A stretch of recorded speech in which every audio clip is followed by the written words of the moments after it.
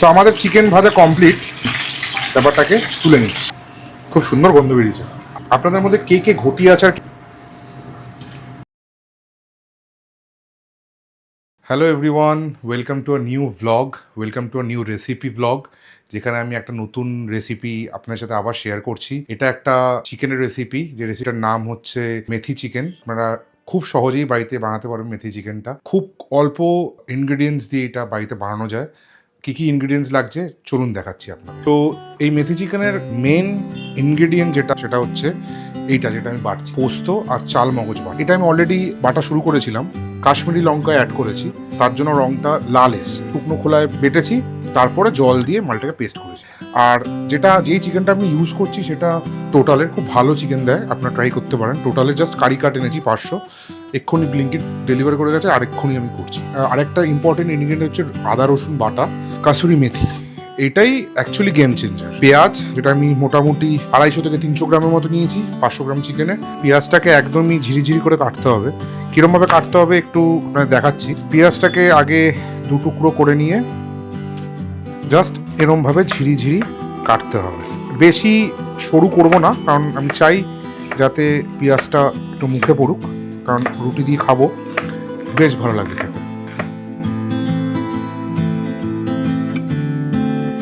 হালকা নুন দিয়ে ম্যারিনেট করব, আর চিকেনটাকে আমি একটু ভাজবো। আপনি না ভেজেও করতে পারেন, বাট আমি আজকে যেটা করব সেটা হচ্ছে ভেজে করবো। আরেকটা ইনগ্রিডিয়েন্ট যেটা লাগবে সেটা হচ্ছে টক দই। টক দইটা লাস্টের দিকে দিতে লাগবে, বেশি না, বেশি টক দই দিলে আবার টক হয়ে যাবে। তো আমাদের অল্প একটু টক দই যেটা করতে হবে, সেটা ফেটিয়ে নিতে হবে। আমি মোটামুটি হাফ বাটির মতো নিয়েছি, দেখতে পাচ্ছেন। আর এটাকে খুব ভালোভাবে ফেটাতে হবে। তো আমাদের তাহলে কি কি লাগলো আরেকবার রিপিট করছি। চিকেন লাগবে, পেঁয়াজ লাগবে, একটু টক দই লাগবে, আদা রসুন লঙ্কা বাটা লাগবে, আর কাসুরি মেথি। আপনারা সরষের তেল সাদা তেল দুটোতেই করতে পারেন, বাট আমি প্রেফার করব সাদা তেলে করা, সরষের তেলে না। ফোড়নে কিন্তু আপনাদের গরম মশলা দিতে হবে, তেজপাতা আর গরম মশলা দিতে পারেন, অল্প করে জাস্ট থেতে দিতে হবে, হামালদির সাথে থেতে, দেন জাস্ট ফোড়নে চিনির সাথে দেবেন। তাহলে চিনি দিলে একটা রং আসবে খাবারে, আর এটা দিলে একটা খুব সুন্দর ফ্লেভার আসবে। তো আমরা এবার কড়াইটা চাপাবো আর শুরু করবো আমাদের রান্না। তো আমরা ইউজ করবো সাদা তেল। সাদা তেলটা পরিমাণ মতো দিতে হবে। আপাতত আমি চিকেন ভাজার জন্য একটু দিচ্ছি, ওই তেলটাই ইউজ করব পরবর্তী ক্ষেত্রে রান্নার জন্য। এটা আমরা একটু থেতো করে নিয়ে হালকা করে থেতো করলাম। এবার আমরা ম্যারিনেট করা চিকেনটাকে হালকা করে জাস্ট সটে করব, তাই জন্য সব কটা পিসে আমি একেবারে দিয়ে দিচ্ছি। চিকেনটা ভাজলে একটা সুবিধা হয়, সেটা হচ্ছে চিকেনগুলো ভেঙে যায় না ওভার কুক হয়ে। তো আমাদের চিকেন ভাজা কমপ্লিট, খুব একটা লাল করে ভাজিনি, হালকা একটা রেডিশ ভাব এসছে, আর আমি ব্যাপারটাকে তুলে নিচ্ছি। এই তেলটাকে আমরা রিউজ করব। তারপর এই চিনিটা অ্যাড করব, এটাতে একটা কালার দেবে খুব সুন্দর, কারণ চিনিটা ক্যারামেলাইজড হয়ে যায়, আর ক্যারামেলাইজ হওয়ার পর একটা সুন্দর রেড কালার, ব্রাউনিশ কালার দেয়। আমি অল্প চিনি দিলাম, পরবর্তী ক্ষেত্রে যদি লাগে আবার দেবো। চিনিটা একটু ক্যারামেলাইজ হওয়ার জন্য টাইম দেবো। যখন ক্যারামেলাইজ হয়ে গেলে আমি ফার্স্ট যেটা দেবো সেটা হচ্ছে আমাদের কুটে রাখা গরম মশলা। গরম মশলাটা একটু ভেজেই আমি দিয়ে দেবো আমার কেটে রাখা পেঁয়াজ। ফ্লেমটা মিডিয়াম করে তাকে ভাজতে থাকবো। ক্যারামেলাইজ করার জন্য পেঁয়াজের কালারটা প্রথমেই ব্রাউনিশ টাইপের হয়ে গেল। এটাই মজা, তেলেতে যদি চিনি দেন আপনারা প্রথমেই, এই ন্যাচারাল কালারটা পাওয়া যায়। এখন দেবো হচ্ছে নুন। আর হ্যাঁ, আমি কিন্তু পোস্ত আর চালমগজ বাটায় কোনো নুন ইউজ করি, শুধু পোস্ত, চালমগজ আর একটু কাশ্মীরি লঙ্কার গুঁড়ো দিয়েছিলাম বাটাতে। এবার আমি যেটা দেবো সেটা হচ্ছে আদা রসুন আর লঙ্কার পেস্ট। এটা আন্দাজ মতো দিতে হবে। আপনি দেখতে পাচ্ছেন 500 গ্রাম চিকেনের জন্য কতটা দিলাম। আর আমি কিন্তু আলাদা করে কোনো কাঁচা লঙ্কা ইউজ করছি না, কারণ অলরেডি এই পেস্টটার ভেতরে কাঁচা লঙ্কা আছে। এবার আমি চিকেনগুলোকে দিয়ে দেবো। চিকেনগুলোকে এখন দিলাম, কারণ চিকেনটা যেই ফ্লেভারটা আছে এটা আমি চাই যাতে রান্নার মধ্যে ঢোকে, তাই চিকেনটা দিয়েই কষাবো। আর মনে করে রাখবেন, যত ভালো কষাবেন তত ভালো কিন্তু রান্না হবে, এটাই নিয়ম রান্না। টাইম নিয়ে কষাতে হবে, তাড়াহুড়ো করলে হবে না, আর মিডিয়াম ফ্লেমে কষাতে হবে।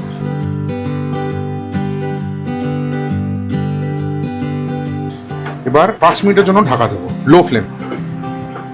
লো ফ্লেমে ঢাকা দিলে একটা সুবিধা হচ্ছে, যে চিকেনের ভেতরে যে জলটা আছে ওটা বেরোবে, বেরিয়ে রান্নার সাথে মিলে যায়। আমি এখন কোনো জল অ্যাড করিনি, করবো একটু পরে। দেখি কতটা জল বেরোয় তার উপর ডিপেন্ড করে করবো। তো এবার ঢাকাটা খুলে দেখি কি অবস্থা। ইয়েস, জল ছেড়েছে, খুব সুন্দর গন্ধ বেরিয়েছে। এবার আমি একদম অল্প জল অ্যাড করবো, ব্যাপারটাকে কষাবো। আর আমি একটু পরেই যেই বাটাটা করেছিলাম মনে আছে, চাল মগজ আর পোস্ত, ওই বাটাটা একটু পরে দিচ্ছি।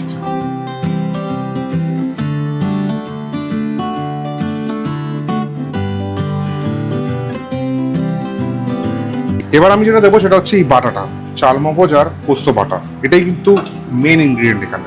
এই ধোয়া জলটা কিন্তু ইম্পর্টেন্ট খুব, এটা কিন্তু মিস করবেন না। এই ধোয়া জলটা না দিলে কিন্তু টেস্ট আসবে না, ওয়েস্ট করবেন না কিছু। এবার এইটা দেওয়ার পর আমরা টাইম নিয়ে কষাবো, যাতে পোস্তর কাঁচা যে গন্ধটা ওটা বেরিয়ে যায়। আপনাদের মধ্যে কে কে ঘটি আছে আর কে কে রান্নাটা দেখছেন একটু কমেন্ট করবেন, কেন চিকেনের সাথে পোস্ত কিন্তু তার খুব ফেভারিট। পোস্ত যে কোনো জিনিসই ওরা খুব ভালো খায় ঘটিরা। পোস্তর বড়া খুব ভালোবাসে, পোস্ত বাটা খেতে খুব ভালোবাসে। পোস্ত বাটা তো আমার ফেভারিট, মানে আমি যদি গরম ভাতে আর পোস্ত বাটা, কাঁচা পেঁয়াজ আর সরষার তেল দিয়ে যদি খাওয়া যায় ওটা অমৃত। তো কারা কারা ঘটিরা আমার এই ভিডিওটা দেখছেন একটু কমেন্ট বক্সে তারা জানাবেন কিন্তু। এটা আবার আপাতত আমি একটু এখানে ছেড়ে দেবো এরকম ভাবে। আর পুরো রান্নাটা কিন্তু এখন মিডিয়াম ফ্লেমে হবে। হ্যাঁ, তো এখন দেখি কেমন দাঁড়ালো ব্যাপার। বাহ, দারুণ। একটু দেখুন এই পোস্তটা দেওয়ার পর কি সুন্দর লাগছে। অল্প একটু জল দিই, এটা কিন্তু গরম জল দিচ্ছি আমি। হ্যাঁ, সবসময় রেকমেন্ডেড গরম জল। তেল ছাড়ছে আস্তে আস্তে, যতক্ষণ না তেল ছাড়বে ততক্ষণ আমাদের কষিয়ে যেতে হবে। আমার একটু কষাতে লাগবে। এবার টক দইটা দিয়ে আমরা টক দইটা দিয়ে একটু কষাতে হবে। এটা ফেটিয়ে রেখেছিলাম মনে আছে, একদম ক্রিমের মতো হয়ে গেছে টক দই। ফেটিয়ে যত ভালো ফাটাবেন তত ভালো হবে, যাতে লাম্পস না থাকে। এটা আমরা এবার দিয়ে দিলাম চিকেনের মধ্যে। ব্যাপারটাকে ভালো করে মেশাই। আচ্ছা, আমি এবার মিশিয়ে নিয়েছি। এবার এটাকে আমি ছেড়ে দেবো আবার কষানোর জন্য, ঢেকে দিই। দেখুন তেলটা ছাড়তে শুরু করেছে, মানে কষানোটা পারফেক্ট হচ্ছে আমাদের, খুবই ভালো। কিন্তু খেয়াল রাখতে হবে যাতে নিচে না লেগে যায় আপনাদের, কারণ নিচে লেগে গেলে কিন্তু পোড়া গন্ধ চলে আসবে। তো আমি তাই জন্য 5 মিনিট অন্তর অন্তর একবার দেখে যাচ্ছি যে সব ঠিক আছে কিনা। সব ঠিকই আছে। এবার আমি যেটা করব সেটা হচ্ছে এবার মিডিয়ামে করবো ফ্লেমটা, যাতে ব্যাপারটা তাড়াতাড়ি হয়। আর এবার আমি ঢাকা দেবো না, এবার একেবারে কষাবো যাতে জলটা তাড়াতাড়ি ইভাপোরেট হয় আর কষানোটা হয় ভালো। তো আপনারাও প্লিজ ট্রাই করবেন বাড়িতে এই পদ্ধতিতে বানানো।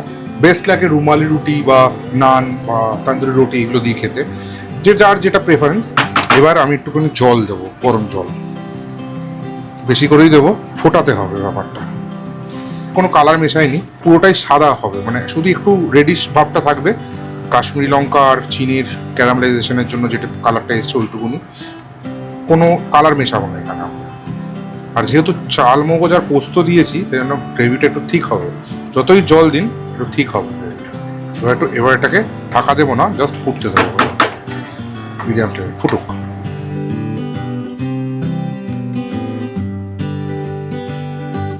এবার যেটা দেবো হচ্ছে সেটা হচ্ছে ঘি। মায়াপুর কামধেনুর ঘি দেবেন। এটা হচ্ছে মার্কেটে ওয়ান অফ দ্য বেস্ট ঘি। আমরা তো এটাই খাই, আপনারা কিনে খেতে পারেন। মায়াপুর কামধেনুর ঘি। মায়াপুর অনেক ঘি আছে, বাট মায়াপুর কামধেনুর ঘিটা খেয়ে দেখবেন একবার।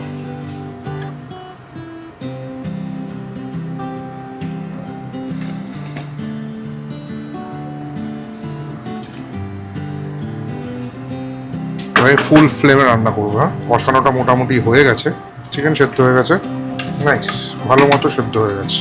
এবার যেটা মেন ইনগ্রিডিয়েন্ট, মোটামুটি আমাদের চিকেনটা হয়ে গেছে 90-95% ডান। তো আমরা যেটা একবার দেবো হচ্ছে কাসুরি মেথি। সেটা কিপটামও করবেন নাকি, বেশ অনেকটা পরিমাণে দিলে, যতটা দেবেন যেরকম ফ্লেভার আপনাদের ভালো লাগে কাসুরি মেথি সেরকম পরিমাণে দেবেন। আমার তো খুব ভালো লাগে। তো যেটা করবো সেটা হচ্ছে হাতে নেবেন, হাতে নিয়ে এরকমভাবে আপনাকে ক্রাশ করতে হবে, আর দিতে হবে। তাহলে কি হবে, ব্যাপারটা ফাইন হয়ে যাবে।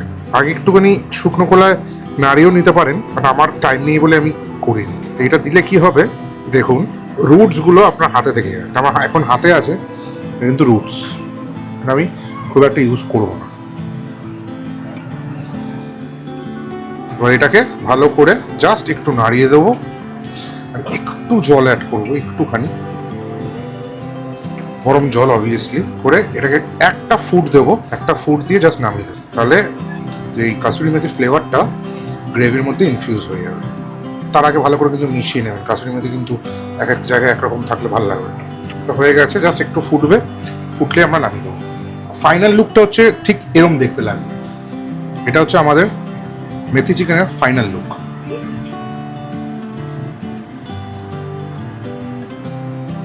তেলটা ছেড়ে এসছে অ্যান্ড দেখতে দেখুন ঠিক এরম লাগবে ফাইনাল লুকটা। আজকে ভিডিওটা এই পর্যন্তই থাকুক। খুব শীঘ্রই দেখা হবে আর একটা নতুন ভিডিও নিয়ে আপনার সাথে শেয়ার করতে চলে আসবো বিয়ন্ড ডেলি ব্লগে।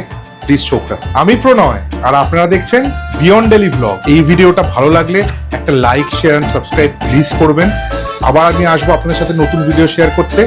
ভালো থাকুন, সুস্থ থাকুন।